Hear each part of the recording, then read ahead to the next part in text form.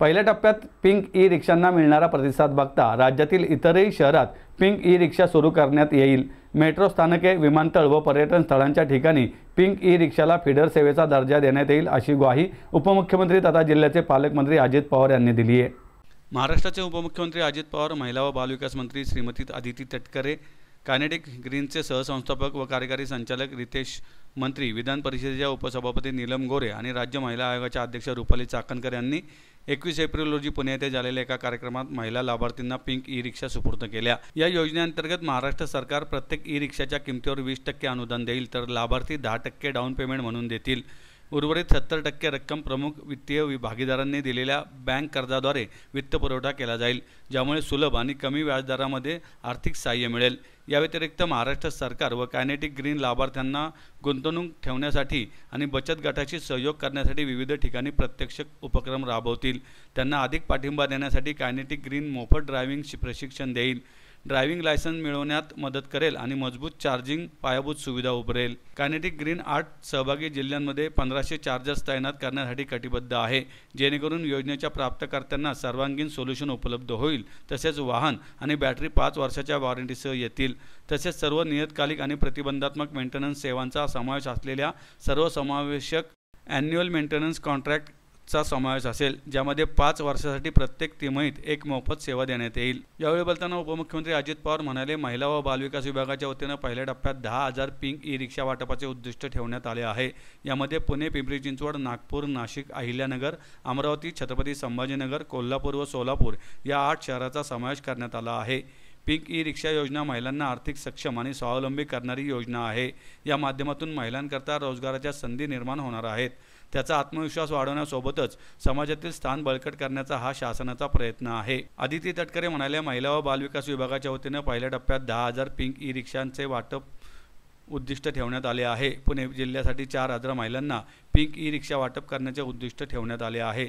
त्यापैकी पुणे महानगरपालिकेतील 38 आणि पिंपरी चिंचवड महापालिकेतील 22 अशा एकूण 60 महिलांना प्रातिनिधिक स्वरूपात पिंक ई रिक्षा उपलब्ध करून देण्यात आले आहेत। या महिलांना प्रशिक्षणही देण्यात आले आहे।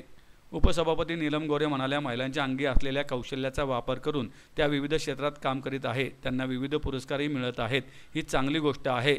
राज्य शासनाच्या वतीने महिलांच्या आर्थिक सबलीकरणाकरता विविध प्रगतिशील योजना सुरू करण्यात आल्या आहेत।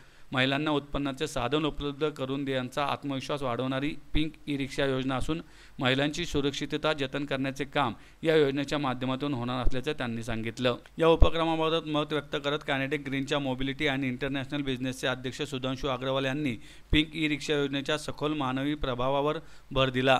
ते म्हणाले, हा उपक्रम महिलांना उदरनिर्वाहाचे स्रोत देण्यासोबतच त्यांच्या जीवनात नियंत्रण ठेवण्याचा आणि समाजाप्रती अर्थपूर्णपणे योगदान देण्याचा आत्मविश्वास देखील देतो। पिंक रिक्षा महिलांच्या करता नुसतं रोजगाराचं साधन नाही, तर त्या महिलांच्या सुरक्षिततेकरता आणि आत्मनिर्भराचं प्रतीक आहे।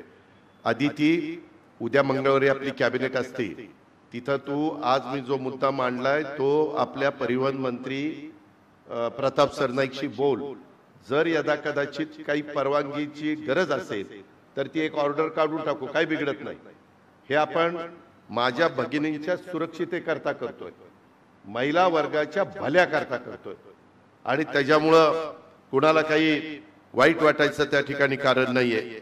सरकार म्हणजे आमचं कर्तव्य आहे की आम्ही महिलांना योग्य ती संधी दिली पाहिजे, आधार आणि प्रशिक्षण देऊन समाजाच्या मुख्य प्रवाहामध्ये आणण्याचं काम आम्ही केलं पाहिजे आणि त्याच दिशेने एक ठोस पाऊल मुख्यमंत्र्यांनी, दोन्ही उपमुख्यमंत्र्यांनी आणि आमच्या महायुतीच्या सरकारने उचललेले, आमच्या अदितीने उचललेले, याचा मला अभिमान आहे।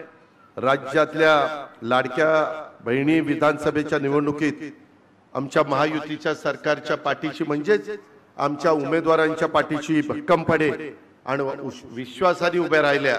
आम्हाला खूप मोठा पाठिंबा मिळाला। महाराष्ट्रातल्या लाडक्या बहिणींचे मी मनापासून आभार मानीन आणि कोणत्याही परिस्थितीमध्ये आम्ही देवेंद्र फडणवीसजी, एकनाथराव शिंदे, अजित पवार त्यामध्ये लाडक्या बहिणींच्या पाठीशी मजबूतीने उभा आहोत। महायुती सरकारच्या लाडक्या बहिणींचा विश्वास आम्ही ढळू देणार नाही। त्यामध्ये काही जण आमच्यावर आरोप करतात की उद्याच्या काळामध्ये हे जे काही यांनी कार्यक्रम राबवलेला आहे तो लाडक्या बहिणींना त्या निधी देण्याचं बंद करतील का काय? मी माझ्या लाडक्या बहिणींना सांगतो, महाराष्ट्रातल्या माझ्या माता भगिनींना, माझ्या मुलींना सांगतो की आर्थिकदृष्ट्या आत्मनिर्भर व्हाव्यात यासाठी राज्य सरकारने लाडकी बहीण योजना सुरू केली आणि या योजनेच्या माध्यमातून राज्यातल्या लाडक्या बहिणींना महिन्याला 1,500 रुपये सन्मान निधी तो दिला जातो। आजच्या या कार्यक्रमाच्या निमित्तानं हा आम्ही महिला बाल विकासच्या वतीनं देत असतो आणि आदितीच्या साक्षीनं सांगतो, आमच्या निलमताईंच्या साक्षीनं सांगतो की कोणत्याही परिस्थितीमध्ये आमच्या महाराष्ट्रातल्या लाडक्या बहिणी जे त्या लाभामध्ये बसतात त्यांना हा सन्मान निधी कधी आम्ही बंद होऊ देणार नाही। तो यापुढे देखील सुरूच राहील। जरी कुणी काही अफवा उठवल्या, मागेही असंच आमच्याबद्दल लोकसभेला सांगितलं, संविधान बदलणार, आरक्षण काढणार। अरे आम्ही जीव तोडून सांगतो, अरे नाही, आपलं संविधान जगात अतिउत्तम संविधान आहे, तोड नाही त्या संविधानाला। घटनेचे शिल्पकार डॉक्टर बाबासाहेब आंबेडकर यांच्या पुढे आपण नतमस्तक होतो। ज्या पद्धतीने